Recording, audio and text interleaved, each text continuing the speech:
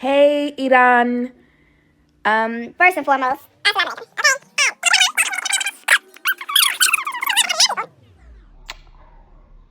We ain't never had an issue with y'all.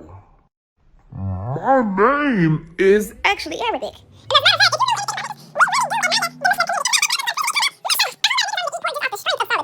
ever heard of Malcolm X? Y'all would have loved him. If only y'all knew. Hey, she said it, not me. I'm just over here minding my business and agreeing a little bit too hard every now and then. You know, living life, dreaming. But shout out to _I am Jamila for dropping that one on the timeline, because the way she said that, all that with her whole chest, yeah, felt out, because we come in peace. Like, y'all really would like to. I'm not a politician, but I am somebody who's going to be doing my homework on every candidate that I have the opportunity to vote for, and I would express to you guys to do the same. And yeah. And by the way, full disclosure, it's been a hell of a day. I'm off script right now. Ain't no script on the camera. I am very, very tired. All right, now that we've acknowledged the chaos in the world, let's get into today's conversation. All right. Okay, so last week when I asked y'all on y'all's personal take on my first prompt, which was, when did you realize you were becoming someone you didn't expect, for better or for worse? And for me, it goes to the little girl who's always right but wrong in adult eyes, because I was just a kid speaking out of turn. And growing up was hard at first, because that same little girl who felt unheard and hushed up got mad with a lot of A's. And through my actions, it was just really starting to show. So with time, I learned that it's okay to be right and say absolutely nothing at all. Sometimes. And as an adult, with myself and even with my kids, I've been juggling when to show up for that little person with fire or with just an understanding hug. You know, sometimes you just need a little hug, a little pat on the butt and get on back out there. But anyways, this week's prompt is about ego, the mirror you avoid, which brings us to today's question. Cue the question. What part of your identity do you protect the most, and why?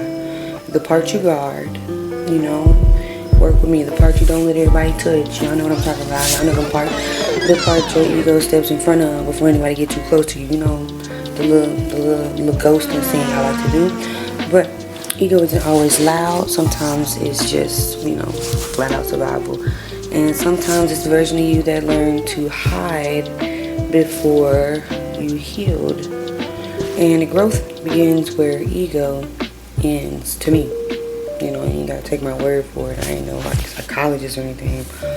But for me, the part of my identity I protect the most, I think, is the version of me that had to grow up fast. The one who learned that being strong was the only option, even when I didn't feel strong at all sometimes. And the part of me that doesn't come out for everybody, not because he's fragile, but because she's just flat out honest. And honesty requires a lot of safety, a lot of tact. My ego steps in front of her sometimes, not too loud, just very protective. But protecting her doesn't mean I'm hiding her or anything. It's just choosing when she gets to show up and who gets to see her fully. That's the part of my identity I guard the most. Not out of fear, but out of respect for that little girl and self.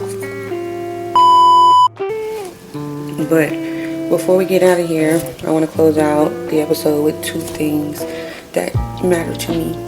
Not even a little bit, but a lot of it. Matter a lot. First, big prayers up for Monaleo, y'all. The princess is down and she need our prayers. And yeah, what she's going through is really unexpected, but it is so real, and she didn't owe us that level of honesty, but she still showed up and shared what happened so people could at least understand. And I'm definitely one of the fans that's gonna be holding on to my ticket until they physically force that refund back on my card, because I love her and I love her music and I love her purpose.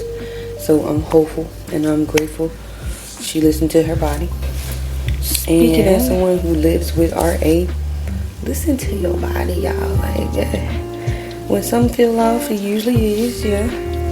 Don't wait till it gets worse. Don't push through the pain because you're used to being oh so strong. Like, I tried that, did that, did not work. Refunded.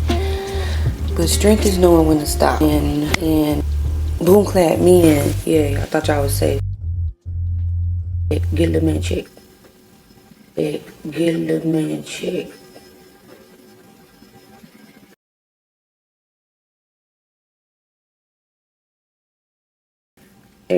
No insurance. There are places for you in Memphis. I'm in Memphis, so I'm gonna drop some links in the comments for anybody local who needs to, no disclosure. And as a community, if you see something, say something. All y'all got all these friends out here. Y'all hang with all these friends every day of the week and haven't seen them eat a full course meal in 6 months. Ask a question. Call for the cook. Invite them over for dinner.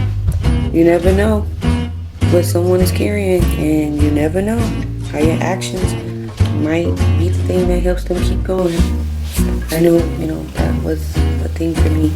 So now, last thing, let's announce the winner to the ticket, because I ain't getting no refunds. Congratulations to our anonymous winner.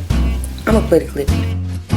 Alright, to answer the question, I would say I became a person who holds everything in. I became a it is what it is type of person. I used to be a person where when something bothered me, when it came to friends, relationship, or anything, and I felt as though someone moved a little weird or out the way, I would express it like, hey, what you doing? What you got going? Like, what's up with you? And now, for my sanity, I feel as though it's like people did what they did, moved how they moved because that's what they wanted to do. I'm tired of explaining myself. It became one of those more peace thing, which is still like a good and a bad thing, because you still should let people know, like, hey, what you did was fucked up. Like, that was wrong. I feel some type of way. But I guess more so for this era in my life, for my sanity, it is what it is, and I'm like done explaining myself to people. So that's when I realized that I became that Anyway, person. and I appreciate you for, seeing my vision and, following the directions and, doing the prompt, and for that you won a ticket. So, everybody eats. Everybody eats, everybody eats, everybody eats. Okay, so I'm here if y'all ever need me. My number is actually been consistently the same, so if you have it, don't be afraid to use it. And if you have it and use it, thanks. Just, call me after 8 a.m. But don't call me past 10 p.m. Not a hotline. It's a podcast. I'm very, very tired. All right. For all the geeks, this is the system I'm using. I'm not holding it up right because I don't feel like doing all that, but this the mic. What it look like. You got a little app. The app is free. I'm about to.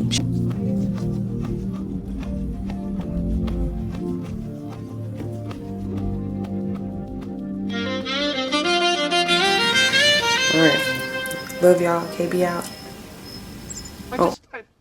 Marcel, where are you going with that disc? You are not putting that on again.